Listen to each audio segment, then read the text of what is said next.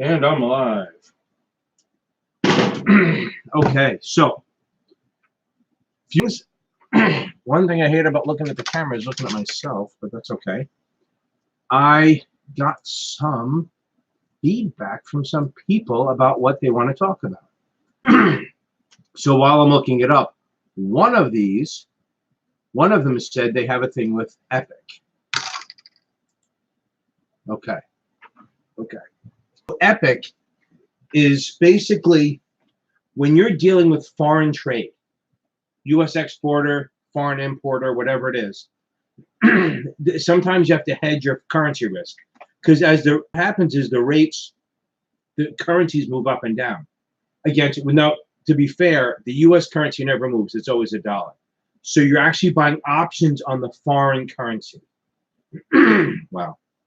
I ran to get dinner real quick, and I was trying to come back here for this. So Epic is a mnemonic that we use to help you find the right option to buy when you're an exporter importer. So if I'm an exporter, I am worried that the foreign currency will drop. So if I'm selling goods to Japan, I am worried that the yen will drop and they won't be able to buy as many things because their currency will be worthless. So what I do is I would buy puts. I will buy currency puts on the yen. So if it goes down, I would profit from that, or I would at least hedge any loss I have. If I'm an importer, that means I'm bringing stuff in and paying for it. I'm worried that the foreign currency will go higher, so then I would buy calls on the foreign currency. So again, if I'm an exporter, I buy puts. If I'm an importer, I buy calls on the foreign currency. That's what I would do. So again, if I was going to buy, if I'm an exporter, I would buy puts in the foreign currency. If I'm an importer, I buy calls. That's if you're a U.S. exporter or a U.S. importer. If you're a foreign, you do the opposite on your own on your own currency. So if I'm a Japanese exporter, I would buy calls on the yen. I'm worried the dollar will go down, but you can't buy options on the dollar because it's always a dollar. Okay? Does that make sense? I hope that helps a little bit. That's what somebody asked. So, okay, so the whole thing here is that the way to remember it is Epic. Exporters buy puts, importers buy calls. That's referring to this is for foreign currencies. Now, that would be more for this. Yes, Judith, that would be more for the Series 7 than for the SIE, but you don't know, and that could be the next exam. So now, somebody said, can you explain how a buy-in works? Okay. Again, this is a little deeper, but a buy-in is if I sell short stock and I don't deliver the shares. They will either do what they call a close-in or a buy-in, whatever you want to call it. On this exam, it doesn't matter. So a closeout or a closeout is if I sell short shares or I sell shares and I don't deliver them in time, which is T+2 normally. After that, the company that bought the shares or the broker-dealer that bought the shares can issue a closeout or a buy-in to the other company to say, listen, you sold us 1,000 shares of IBM. You were supposed to deliver 1,000 shares to us, but you didn't. So you need to go buy them in the market and then give them to us today. That's a buy-in. And that's as deep as you need to know for this exam. Okay. Okay. Dylan, that's awesome. Some of this stuff, there will be overlap on the Series 7 and on the SIE. There's definitely some overlap, a lot of the custom count stuff. Okay. You got a 92% on the Sergio, you got a 92% in the simulated. As long as you're not memorizing answers, you're probably okay. Okay. So Julie sent me, can you explain the answer for the following question about premium to parity? Okay. So I'm not going to go too crazy into the premium to parity, but I'm going to explain if it's a convertible bond. because I'm not going to do the whole math here because it's hard to do. If you have a convertible bond, they turn into stock. So the first thing you're going to do is take 1,000, which is par, divide it by what they call the convertible price. That's to determine the ratio. The ratio is how many shares you get if you convert. So if I have $1,000 bond and it converts at $50 a share, I do 1,000 divided by 50. That gives me a ratio of 20, which means I get 20 shares for every bond I convert. So then if the stock is trading at $30 a share, I would do 20 times 30. That's 6,000. That's 600, so it's low. But let's say the stock's trading at $55. You get $20 of a 20 shares of a $55 stock. 20 times 55 is 1,100. So that's how you get parity. If the bond price is lower than that number, or you can think of it the other way, if that number is higher than the current bond price, you would convert, and there will be what they call an arbitrage opportunity. And what you need to know for an arbitrage opportunity is that you could make money or you would convert. Again, if the bond is trading below the converted price of the common stock. So again, common ratio is $20 a share, 20 shares per bond. I'm having a tough day today. Must be my inner stroke. I get 20 shares per bond. If the stock is trading at $55, I get 20 shares of a $55 stock. That's 1,100. If the price of the bond is below the parity price of that 1,100, you would convert. If the market price of the bond is higher than that number, then you would not convert. Okay. Amortization and accretion, so I'm going to make it very easy for you. Accretion is for discount bonds. You're taking the discount amount, dividing that by the number of years to maturity. So say you buy a bond at 800, it's going to mature at 1,000, that's $200. You're going to take 200 divided by the number of years to maturity, and then that's how much you add every year. You're going to increase the cost basis. And if it's amortization, it's the premium amount. $1,200 bond, $200 over par, you divide. You divide it by the number of years to maturity, and you subtract. You're always adjusting the cost basis. That's what you're doing. You're adjusting the cost basis. Okay, so Judith sent a couple. I just got to wait for my thing to fill in. When did she send it? November 4th. I'll go back to that. Oh, of course. Feel free to ask anything in here while I'm waiting, because I got to find this. Okay, so Brian sent some, then I'll get to Julie. Okay. Okay, I talked about Epic already. Okay. And again, Epic, exporters by puts, importers by calls. Okay. And now a U.S. exporter by puts on the foreign currency, importers by calls. I know I've done that. Okay. Okay. Okay, so we'll talk about that. I'm going to find Judith's first, because she'll kill me if I don't get it. So hold on 1 second. You guys feel free to talk among yourself while I'm looking for this. Here, November 4th, November 3rd. I got to keep going back. I hate this. I hate my email sometimes. Okay, here we go. Show more. Okay. Why can I never get back farther? I never know how to get farther back. That's the problem with Gmail. I'm not a super big fan of Gmail. Because sometimes I can't remember how I go to the next one. Maybe this will help. Nope, of course not. Let me just take it at Judith. I see it. Maybe I'll wait for it to load. Okay. Oh, so one of the things with Blue Skylos. Okay, so, okay. Dylan, that's a Series 7. I'll see if I can get to it. Blue Skylos. So what that's one of the, thank you, Judith. So the Blue Skylos are the state rules, not federal, not FINRA rules. Blue Sky laws are basically this, and it's not heavy on the SIE or the 7. So what happens is Each state has their own rules. So blue sky is like, they made a rule and the judge like 20 years ago said, they're just pulling stuff out of the clear blue sky. So they changed it and they said, basically, if you want to sell shares, if you want to be an agent in a state, or you want to sell a security in a state, you have to register with that state. There are exceptions. There are exemptions, if you want to say. So basically, if you want to sell shares in a state, or if you want to be an agent, you have to get the Series 63 or the 65 or the 66 after all this. You need to be registered in the state you're going to do business in. Either your customer's there or you're living there, one of the two. Must be registered in the state. If you want to sell shares to the public, they have to be registered in the state unless they are exempt.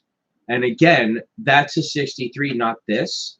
So a lot of the exemptions, like what you do have to know that anything is what they call federally covered, which means that it's traded on a national exchange, then it's exempt. It does not have to register with the states. So government, basically almost the entire list of exempt securities. So anything, any federal government, any muni, any banks never have to do anything ever. Insurance companies, on an exchange, investment companies, these are all securities that do not have to register with the state. They may or may not have to register with the SEC, but they do not have to register with the states. Governments never register anywhere. Banks don't have to register, but anything on an exchange or investment company would have to register with the SEC. Okay, so giving you the list of what does have to list on, you're just going to look for the word non-exempt. Like a corporation has to register. Anything not on an exchange, anything not an investment company, if they just say a corporation, it has to register on the state level. Okay? That's as good as it's going to get. They're not going that heavy on this exam on that. That's going to be the 63, which is your next exam. And if you want to talk about that, book a lesson. Now, CMOs and principal. Okay, so I'm going to talk quickly about CMOs SIE level. Okay, so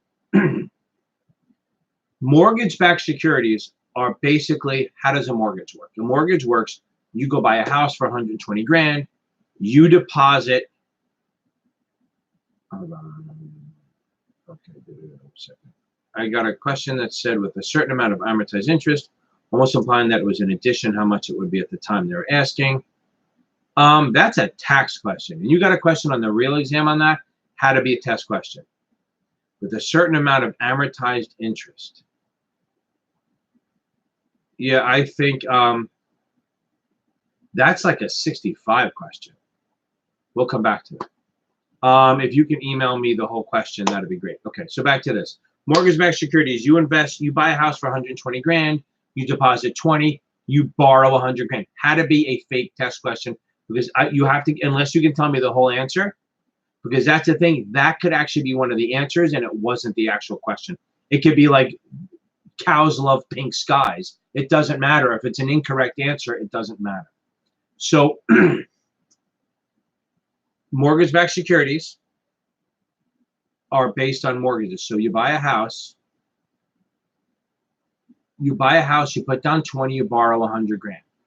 You're going to pay a monthly, $1,000 a month, whatever it is, every month. Okay?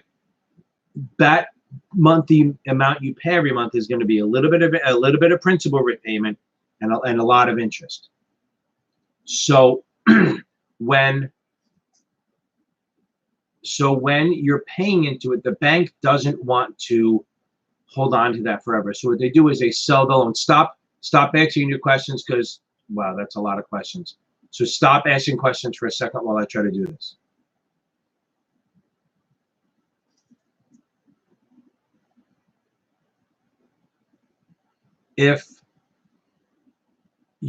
What happens is the bank will sell the loan. Somebody will buy the loan for the income stream. So what happens is you buy this and you're getting constant money. So I'm paying $1,000 into this mortgage. I'm paying $1,000 into this mortgage, and the investor is getting that. So what happens, the investor doesn't buy one mortgage, he buys like 50 of them. So he's getting $1,000 a month from 50 different mortgages. And that's what he does. He buys them from the bank, not he or she. It's a company, usually Ginnie Mae or Fannie Mae. They buy the mortgage income stream from the bank. Now, the bank is now done. They don't care anymore. So your mortgage payment may be going to the bank, but it's shooting right over to this investor. So this investor now has 50 mortgages paying him $1,000 a month. So what he does is he will basically what he will do is he will securitize that and sell pieces of it to, like, say, Bobby. Bobby will pay $25,000 to invest in this pool of mortgages that this guy owns. And he's going to own a tiny little piece of each mortgage. So he's going to get 50 cents from 500 different mortgages. And as it's coming in, he's going to get 50 cents from 500 different mortgages. That works out to be like $250 a month. Every month, he's getting $250 every month for the next 30 years. That's part of the mortgage-backed security. Now, the risk is, this is where we have to know for the SIE. I'm almost too deep. For real world, if you're talking to a CMO guy, it would be more, but this is for the 7 and the SIE. The risk is that all these homeowners, if rates go down, they're going to refinance, which means they're paying him off. A refinance, say you have a Bank America mortgage, and all of a sudden you see Wells Fargo could do it for less.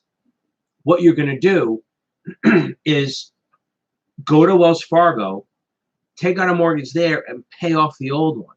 So Bobby over there, who was expecting 500 mortgage payments of 50 cents each, now has 490 mortgages of 50 cents each. So he's only getting $240 a month.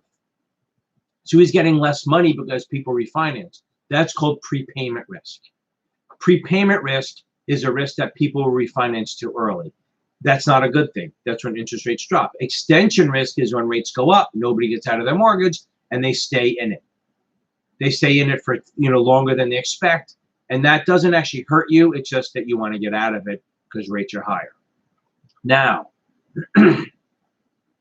CMOs are a derivative of that, where they take some of the risk away. So what they're doing is Merrill Lynch will buy the packages of mortgages, and they will do their little math, what they call PSA, and make assumptions that say, look, out of this big pool of mortgages, we figure 10% of them are going to refinance in the first 3 years, and then 10% in the next 5 years, and 5% all the way out. So what they do is they sell products based on that information. So they're going to find someone who wants their money back in 3 years. So they will buy a 1 to 3 year CMO. And as people refinance, they will pay, those people will get their money before the others. So again, in a regular mortgage-backed security, even if one guy refinances, you're getting some of your money back, which you're not happy about. On a CMO, if you buy tranche A, you're getting paid off before everyone else, which is what you wanted. We don't know who's going to pay off, but we know that they will.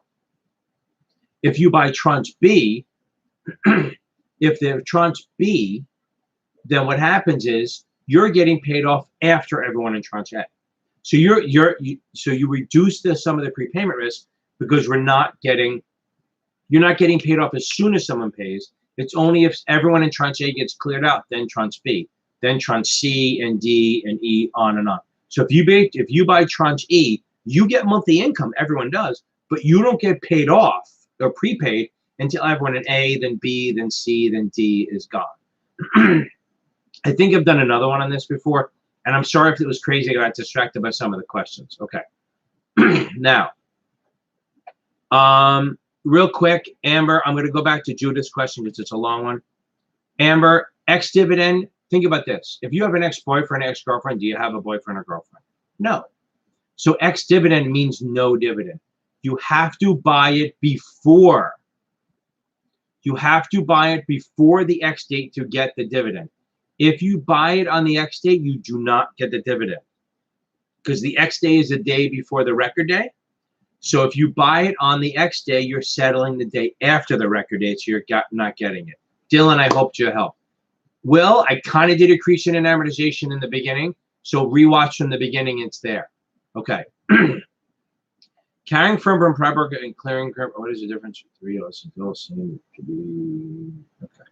Okay. Hold on. Declaration day is the day we, okay, so let me do this real quick, just have it. DERP, remember, DERP. DERP is declaration is the day we announce it. It means nothing other than that we announce it. Record day, okay? Record day is the day we own it. That record day is the day if we are on the books on the record day, we get it. But you must settle by the record date. So you have to buy it 2 days before the record date. They actually call it the cum date. I'm not going to spell it because I'll get in trouble. But it says cum. It's Latin for with. X is the day before. So the day before the X date is called the cum date. If you buy it then, you get the dividend. If you buy it on the X date, no dividend, no boyfriend, no girlfriend, no dividend. If you buy it on the record date, again, you're too late. The declaration date is nothing. It's just a day we put a notice in the paper we're paying a dividend. So now back to the depository. So understand something. The DTCC is not a broker-dealer. It's just a firm that handles the clearing. It doesn't do the clearing. It just handles it. Okay. Okay. Now, if we have DTC facilitates the clearing, all the numbers go in there. It's kind of just a pipeline. Don't confuse it with prime broker or clearing firm. DTC is not a broker-dealer.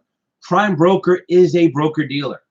Clearing firms are broker-dealers or carrying firms, okay? So if I'm a hedge fund and I want to do business with a bunch of different broker-dealers, if I want to do a business with a bunch of broker-dealers, I will hold all my assets and money and shares with a prime broker. And then I will execute through whoever I want, but they have a relationship with the prime broker, and as they execute, when I have to deliver shares, the prime broker will send the shares or the money to the executing broker-dealer who will then settle. It's really settled to the prime, but it's called the DVP RVP account, which I think I talked about last week. It's basically the prime broker sends the shares to the executing broker-dealer, who then sends it to the other side of the trade, and then when they get the shares and the money, they get it and they send it up to the prime. So it's like a warehouse, like Amazon a little bit, where they're holding all the shares and the money, and as you buy and sell, they send it out to whoever needs it. That's what a prime broker is. A carrying firm who does that for themselves. That's the only difference. DTCs and clearing corporations, all they do is facilitate the trade. They don't actually do the clearing. They're not the ones coming up with the money. They're like a pipeline. Okay. Oh, thanks, Dylan. Yeah, I got 9 of those. It's 18 grand a month. That's crazy, the Bloomberg. Okay. So in the real world for cap gain distributions, why is the X date the day after the record date? Because usually that's more for mutual funds. So basically, mutual funds set their own X date. That's what it is. They can make it whenever they want. So they usually make it that if you own the shares on the day they pay, you're going to get the dividend. That's their choice. It's not a it has nothing to do with our DERP, DERP stuff. It's mutual funds can set the X date whenever they want, and usually they do it the day after the record date kind of thing. Okay. Now, one thing that may be there on a stock dividend or a stock split, the X date is the day after the payable date. After the payable date. Okay. So the X date on a stock split or a big stock dividend, the X date is the day after the payable date, not the record date, the payable date. I'm trying to see if anyone else had any other questions. But I don't know why. Sometimes I just can't get the whole, if I do it on my phone, I can find it. I hate my Gmail on my phone, on my computer. Really do. Okay. Okay. So I'll do it this way. YouTube. See what else I got. If you have other questions, feel free. I think I answered everything. I hope I answered everyone's questions so far. YouTube.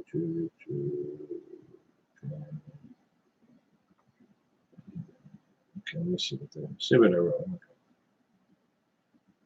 Okay, so Tony asked for the Investment Company Act in 1940. Okay, so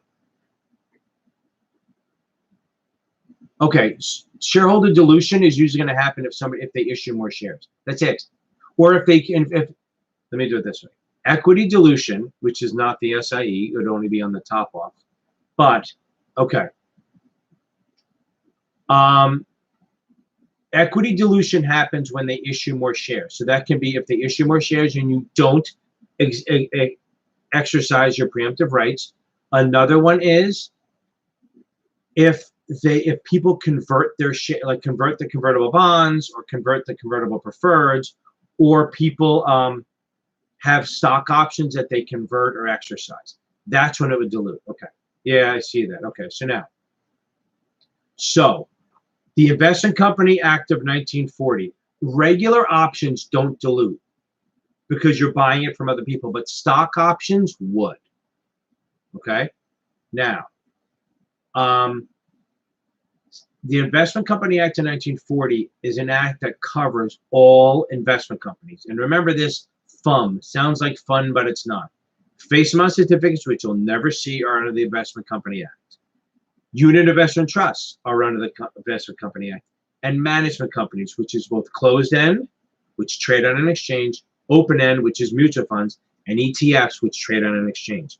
Technically, ETFs are open ends, but they trade like closed ends. I've done lessons on that stuff before. Now, the 75-5-10 thing is if you are a mutual fund and you want to be called a diversified fund. If you want to be a diversified fund, you have to meet the 75-5-10 rule. And that is saying that you have to have at least 75% of your assets invested.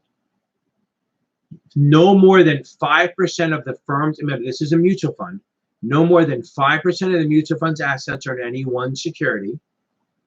And you can't own more than 10% of that company. So if we have a $100 million fund, at least $75 million has to be invested.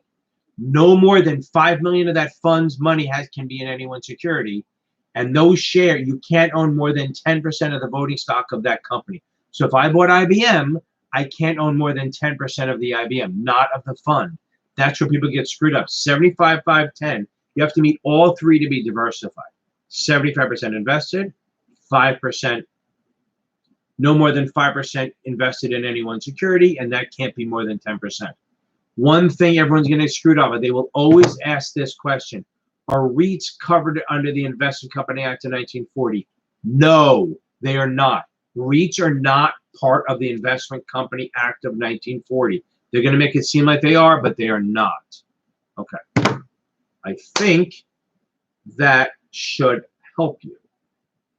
Now I'm up against the 9 o'clock hour. I do have a student, and they pay me, so I have to jump over there. I am still going to try to do do the free SIE thing. I just have to find time when I'm not exhausted. I think I thought I had less students last Thursday, and then boom, I got nailed with a bunch of them. I will try to do the Notman exam online, and I will try to. I also have to figure out how to live stream. I bought one, not bought one. I bought a live stream so I can do it, and I will try. You all have a good night. I'm glad I can help you. Let me know. Yeah, Sergio, let me know how you do. I really want to know. And thanks. You all have a good night. Happy to help. I'll see you next Tuesday at the worst. Good night.